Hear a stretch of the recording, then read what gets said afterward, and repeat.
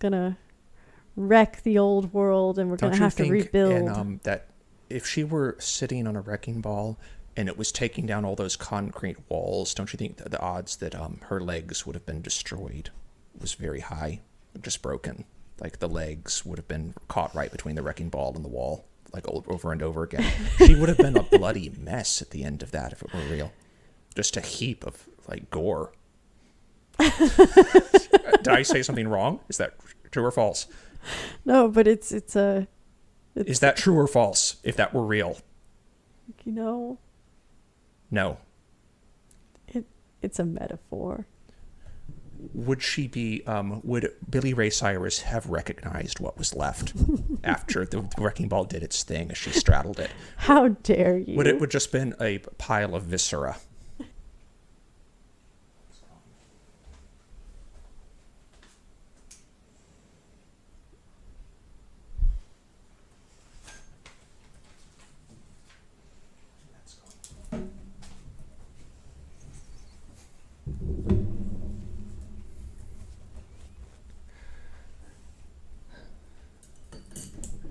For those who've been along with us on this ride, this raucous, exciting river rapid ride, this is a seminal episode for us because it is, in fact, our 10th episode. I don't know whether you're aware of that or not.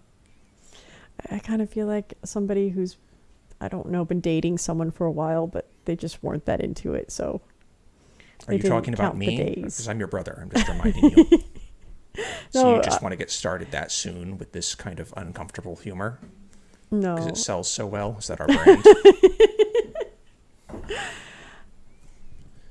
What is our brand? Well, let's focus on the episode number, because I think you seem like the kind of person that would attach significance to numbers, like numerology. Like that's your jam. Is that a slam? Well, I think anyone who's into Bigfoot and aliens is also into runes and numbers and the importance of numbers. But it's not a slam because a lot of very smart people have been into numbers. Like who was the interesting person Russell Crowe played in A Beautiful Mind? He was obsessed with. Well, that's just math. Well, then there's also the show numbers. Math which is I like don't real think numbers. Brings any kind of gloss to what we're talking about. The show Numbers with Rob Morrow. Yes. His big follow-up to Northern Exposure. Oh my God. This was the perfect time for a reference to Northern Exposure. And because you can see I have no watch, that means any time is the perfect time for a reference to Northern Exposure.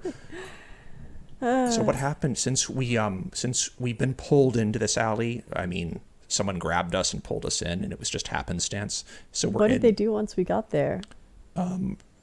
We turned around and realized it was Rob Morrow, and we asked him, Rob, he's living in a box. Why are you in an alley? You were in a major Emmy-nominated series in the early 90s, along with that other actress whose name I can't remember. Janine Turner. Thanks. Who, once she grew her hair out, just sort of looked like a beauty queen, and people lost interest. She lost her edge. I think a lot of people mistook her for another actress who was on Twin Peaks because they sort of had a beauty mark in the same place. It's like, I think a lot of people are confused. They had a similar look. Who was that? Laura Flynn Boyle? No, Lara? It wasn't. Is it Laura or Absolutely Lara? not. It was the other actress on... Which one? I am the wrong person to make that drop into your stranded wilderness location. I can't make the drop of the correct pronunciation of Laura Flynn Boyle's first name. You did very well earlier with the choker reference. What was that? That was Molly Ringwald. No, the other one. Oh, I identified your look as being sort of an early 90s look that one could imagine someone like Laura Flynn Boyle or Winona Ryder in that time as having. Mm-hmm. And they probably still sometimes have that look because all times. People tend to get attached to whenever they thought they looked the best. They just really savvy people will continue to finesse and update their wardrobe. But people, like David Bowie. People who aren't, well, he's a skeleton now, so maybe he's updating it in heaven. His wardrobe, he is dressed in the tomb. That sounds horrible.